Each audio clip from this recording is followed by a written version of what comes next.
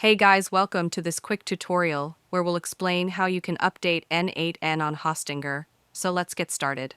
In N8n, when you see a red dot in the bottom left corner, that means a new update is available.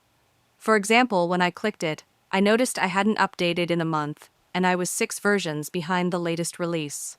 So let's go ahead and update it together. First, go back to your Hostinger dashboard. Open the browser terminal, and it will redirect you to another page. Here, you'll just need to follow 3 simple steps to complete the update. Then pull the latest version. Run the docker compose pull command. This will download the latest version of N8n. After that, stop the current instance. Use docker compose down to stop your existing N8n container and start the updated instance. Finally, run docker compose up to start N8n again with the new version. And that's it. If you found this video helpful, consider giving it a like and subscribe.